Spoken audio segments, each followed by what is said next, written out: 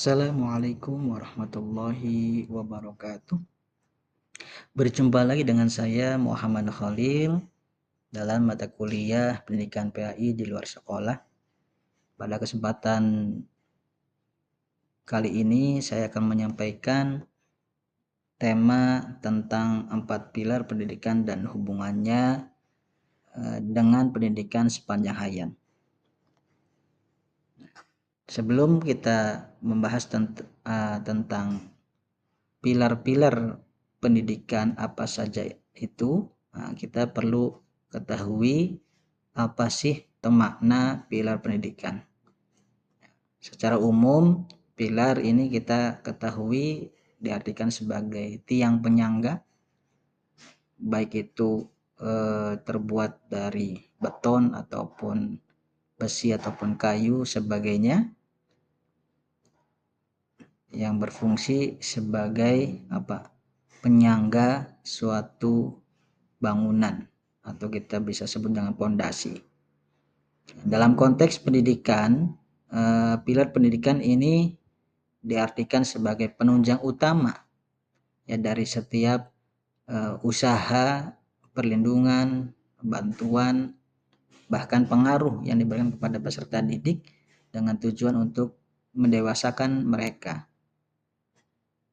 Nah, adapun peranan pilar dalam pendidikan yakni berfungsi sebagai pondasi yang memungkinkan peserta didik untuk memperoleh pengetahuan dan keterampilan yang diperlukan dalam kehidupan sehari-hari.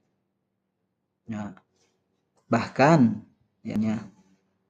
sebagai aspek yang penting dalam pilar pendidikan ini seperti pemahaman, keterampilan, nilai, bahkan sikap yang harus diajarkan kepada mereka. Nah, adapun jenis-jenis pilar pendidikan, menurut UNESCO menetapkan 4 pilar utama pendidikan.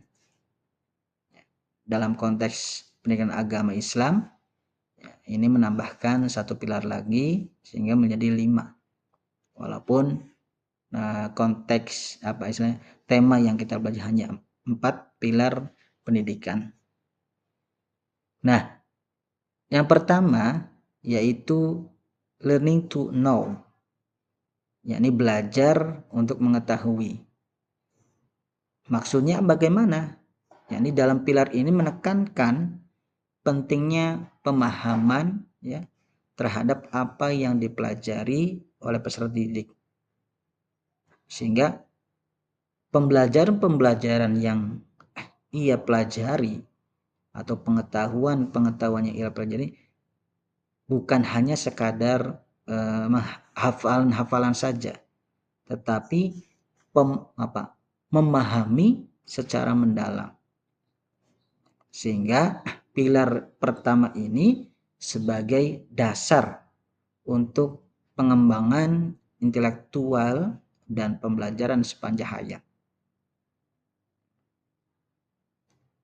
Kemudian yang kedua,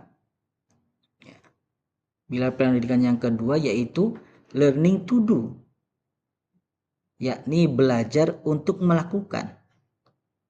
Nah, setelah kita ataupun siapapun mempelajari pengetahuan-pengetahuan yang pernah diajarkan secara mendalam, nah di sini barulah pengetahuan yang kita dapati itu adalah untuk diaplikasikan dalam kehidupan nyata dengan bertujuan pilar ini agar peserta didik mampu menghadapi tantangan dan bekerja secara efektif. Sehingga pengetahuan-pengetahuan yang dia dapati itu apakah benar-benar sebagai pengetahuan yang bermanfaat atau tanda kutip belum bermanfaat, seperti itu. Nah, kemudian yang ketiga, pilar-pilar pendidikan yang ketiga yaitu learning to be. Apa itu? Yaitu belajar untuk menjadi pribadi seutuhnya. Nah, saat proses pengembangan diri di pilar yang ketiga ini pentingnya melatih ya kejiwaan atau emosional yang didapati bagi si pembelajar atau dalam tanda kutip peserta didik, sehingga tidak hanya dari sudut pandang intelektualnya saja, melainkan emosional bahkan ya spiritual itu pun diaplikasikan sehingga menjadi suatu pengetahuan yang utuh. Begitupun dalam kehidupan sosial, ya, peserta didik akan mampu ya mempelajari lingkungan sekitarnya, sehingga akan terbentuklah ya pribadi-pribadi ya yang seutuhnya bagi dia ya, sehingga dia memiliki rasa tanggung jawab yang tinggi. Adapun pilar yang keempat yaitu learning to live together. Apa itu? Yaitu belajar untuk hidup bersama. Nah, pilar ini mengajarkan kepada kita semua ya, selaku orang yang pembelajar, yakni mengajarkan pentingnya ya hidup dalam kebersamaan, ya, adanya toleransi, keinginan hidup damai, sehingga menjadikan pribadi individu ya menciptakan daya hidupnya berkeinginan, yaitu bagaimana menciptakan kehidupan yang harmonis ataupun bermasyarakat yang toleransi penuh dengan kedamaian. Sehingga penting saat pribadi kita memahami individu masing-masing secara utuh, maka kita akan mengetahui pula ya keinginan seseorang atau individu untuk menciptakan lingkungan atau bermasyarakat yang beragam serta penuh dengan cinta damai. Kemudian yang kelima tadi dibumbui menurut pendidikan agama Islam ya, yaitu learning to believe in God. Apa itu? Belajar untuk beriman kepada Tuhan. Ya. Maksudnya bagaimana belajar untuk beriman kepada Tuhan? Ketika seseorang yang beragama secara umum, ya, kalau kita selaku umat Muslim ya beragama Islam, ya, maka pilar ini sangat penting ya dalam konteks pendidikan beragama. Kenapa penting? Karena pilar-pilar ini akan menanamkan di dalam pribadi individu si pemeluk agama, yakni menanamkan nilai-nilai agama atau nilai-nilai religius. Serta kalau dalam peserta didik, yakni membantu mereka menjalankan perannya sebagai makhluk yang beragama atau makhluk spiritual yang di dalamnya tertanam keimanan dan ketakwaan kepada Tuhan Yang Maha Esa. Sehingga akan lahirlah insan-insan kamil atau insan-insan yang berakhlak mulia seperti itu. Maka kelima ini atau empat yang disampaikan oleh UNESCO mengatakan ya di awal, yakni learning to know, learning to do, learning to be, kemudian learning to live together, serta ditambahi dengan learning to believe in God.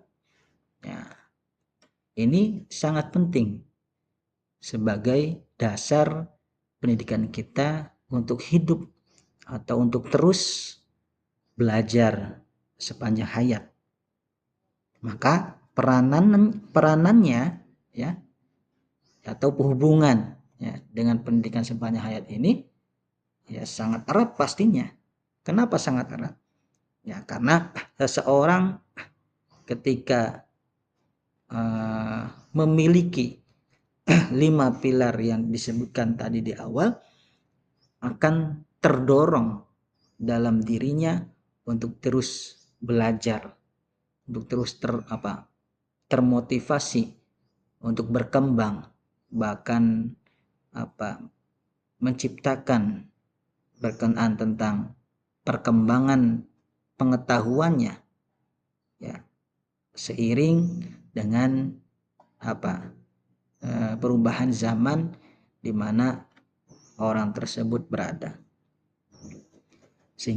Sehingga pilar-pilar yang tadi disebutkan ya menjadikan orang tersebut akan terus berlanjut ya, baik secara intelektualnya ya, keterampilan atau individunya, bahkan sosial maupun spiritualnya. Jadi tidak lepas ya bahwa ketika 4 pilar tadi ditambah dengan 1 pilar dalam konsep agama ini mendorong diri seseorang untuk terus ya meningkatkan pengetahuan dengan melalui belajar.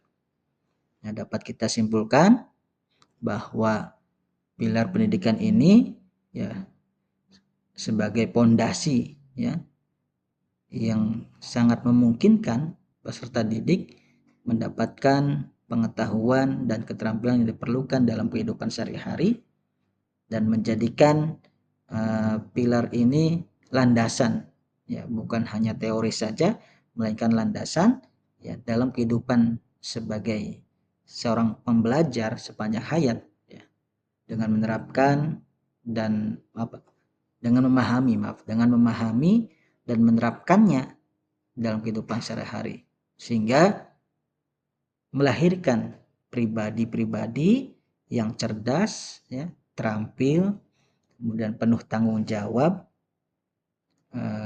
bahkan memiliki impian untuk hidup rukun dalam bermasyarakat dan tentunya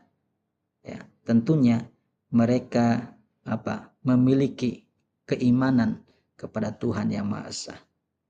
Nah, itu yang bisa saya sampaikan, semoga bermanfaat. Bila mana ada kekurangan ataupun kesalahpahaman mohon dikoreksi untuk menunjang pengetahuan saya pribadi dan mohon dukungannya untuk terus berkarya. Saya ucapkan terima kasih. Wassalamualaikum warahmatullahi wabarakatuh.